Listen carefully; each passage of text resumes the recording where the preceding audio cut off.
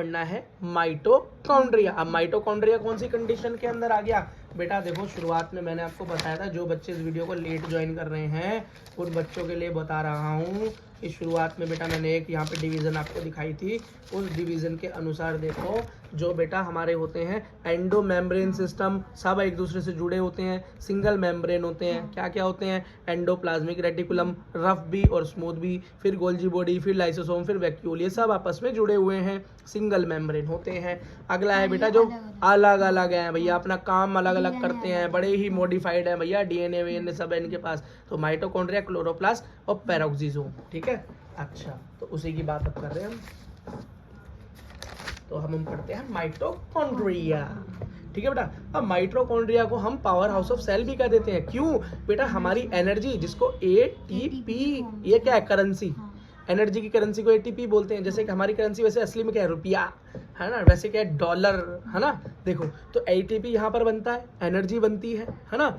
अब एटीपी का मतलब होता है एडिनो ट्राइफॉस्फेट। वैसे इसके बारे में बेटा अगले चैप्टर्स में बहुत डिटेल में पढ़ना है, ज़्यादा यहाँ पे टेंशन लेने का नहीं। अगला देखो, यहाँ पर बेटा रेस्पिरेशन होता है, जब भी तो एनर्जी बनती है, और यूकैरियोट्स के अंदर ही होता है ऐसा काम, ठीक है। क्योंकि बेटा माइटोकॉन्ड्रिया होता ही यहीं पे, उन पे तो होता ही नहीं। अगला देखो, ये बेटा माइक्रोस्कोप में दिखाई नहीं देता क्योंकि बड़ा छोटा है, बड़ा छोटा है, ठीक है। तो क्या करते हैं, इसकी डाई करनी पड़ती है, स्टेन करना पड़ता है, स्टेन्ड स्ट्रक्चर है ये भी, गोल्जी बॉडी की तरह।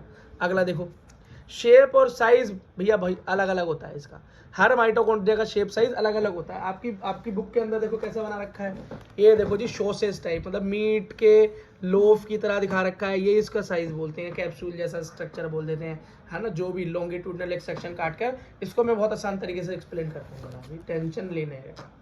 अगला देखो बेटा, नंबर कितने हो सकते हैं भैया? कितने भी हो सकते हैं, क्योंकि देखो जितनी ज़्यादा एनर्जी की रिक्वायरमेंट जिस बंदे को होगी उतने ही ज़्यादा माइटोकॉन्ड्रिया, उसी तरह के हाँ। तो अलग अलग फिजियोलॉजी पे डिपेंड करता है सेल की। और ऑर्गेनिज्म भी भैया किस तरीके का है ना, पूरे दिन सोने वाला ऑर्गेनिज्म है, कोई ऐसा जानवर है ज़्यादा एनर्जी की जरूरत नहीं पड़ती, छोटे मोटे माइटोकॉन्ड्रिया होंगे। देखो जैसे कि जर्मिनेटिंग सीड, जो सीड बढ़ रहा है, तो उसके अंदर माइटोकॉन्ड्रिया कैसे होंगे? ज़्यादा एनर्जी चाहिए।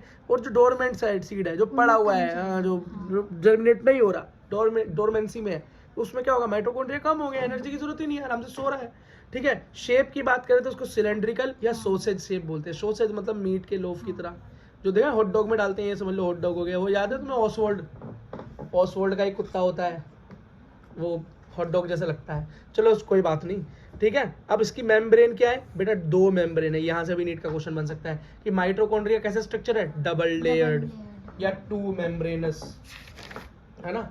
अब जरा देखो एक स्ट्रक्चर बेटा मैंने भी बनाया माइटोकॉन्ड्रिया का, आप भी देख लो, ठीक है। देखो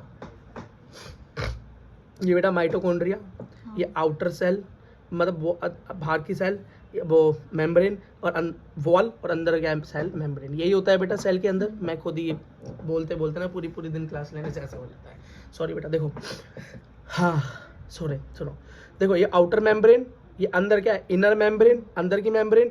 अब देखो इनर मेम्ब्रेन के अंदर क्या है? देखो अंदर की तरफ एक्सटेंशन हो रहे हैं, इन एक्सटेंशंस को हम क्या बोलते हैं? क्रिस्टे बोल देते हैं। क्या बोलते हैं? क्रिस्टे बोल देते हैं। बात खत्म, ठीक है। बाहर बेटा ये डॉट जैसे प्रोटीन लगे हुए हैं यहाँ पर, इन्हें हम पोरिन प्रोटीन बोलते हैं। पोरिन मतलब एक पोर की तरह काम करते हैं, इसका मतलब ट्रांसपोर्टेशन में, चीज़ों के अंदर आने और बाहर जाने में मदद करते हैं। एटीपी बनेगी, बाहर जाएगी, एटीपी के लिए कार्बोहाइड्रेट अंदर आएगा, शुगर अंदर आएगा, बहुत सारी चीजें हैं ना, ऑक्सीजन भी अंदर आएगा, CO2 बाहर जाएगा। बेटा इस अंदर के स्ट्रक्चर को क्या बोलते हैं? अंदर जो भरा हुआ है इसे मैट्रिक्स बोलते हैं।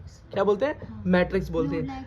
हाँ, अब ये सिस्टर ने है, इस सिस्टर ने के ऊपर देखो, ये कहीं कहीं पे ये स्ट्रक्चर दिखाई दे रहे हैं ना, ये गुलदस्ते बने हुए फूल के हैं, इसको बेटा F1 या FO पार्टिकल, क्रिस्टी सिस्टर नहीं, सॉरी बेटा, क्रिस्टी, हाँ सिस्टर ने याद आ रही है हमें, हमारी सिस्टर बुला रही है। देखो F1 FO स्ट्रक्चर बोलते हैं इसको, ठीक है। अब इसी में क्या होता है? यहीं पर ATP बनती है, F1 FO जो है ना यहीं पर बनती है। कहाँ बनती है थोड़ा सा बताता हूँ, है ना।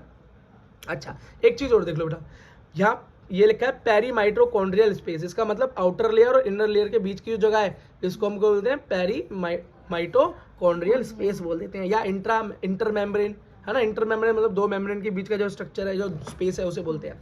आउटर मेम्ब्रेन की बात करें तो कॉन्टिन्यूअस है, सीधी है पूरी, कोई दिक्कत नहीं। लेकिन इनर मेम्ब्रेन कैसे? डिसकंटिन्यूअस है। क्यों? एक्सटेंशन में डिपेंड बनी हुई है ना, देखो एक्सटेंशन में तो इरेगुलर हो गई, रेगुलर नहीं है, इरेगुलर है, ठीक है। अब पोरिन प्रोटीन कहाँ मिलेगा, आउटर में मिलेगा, अंदर नहीं मिलेगा, ठीक है। अच्छा, परमिएबल है, बाहर वाली पोरिन की वजह से ज्यादा है, अंदर वाली कम वो है परमिएबल, ठीक है। एंजाइम्स दोनों के अपने अलग अलग एंजाइम्स हैं, ठीक। लिमिटिंग मेंबर, लिमिटिंग का मतलब होता है सबसे बाहर की जो वॉल होती है उसको लिमिटिंग बोलते हैं। तो सबसे आउट वाली तो लिमिटिंग मेम्ब्रेन है, अंदर वाली लिमिटिंग नहीं होगी, ठीक है बेटा। बस यही जरूरी है बेटा। एक चीज और देखो बेटा, माइटोकॉन्ड्रिया एंड क्लोरोप्लास्ट ये सेल्फ डुप्लीकेटिंग है।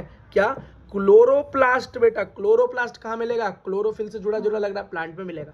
माइटोकॉन्ड्रिया ये तो आप पढ़ ही रहे हो बेटा, ये दोनों सेल्फ डुप्लीकेटिंग है। क्यों बेटा, ये खुद बाइनरी फिजन की द्वारा 1 से 2 हो जाते हैं, खुद डिवाइड हो सकते हैं, इनके पास ये खुद डिवाइड हो सकते हैं। यहाँ से भी नीट का क्वेश्चन बन सकता है, ठीक है।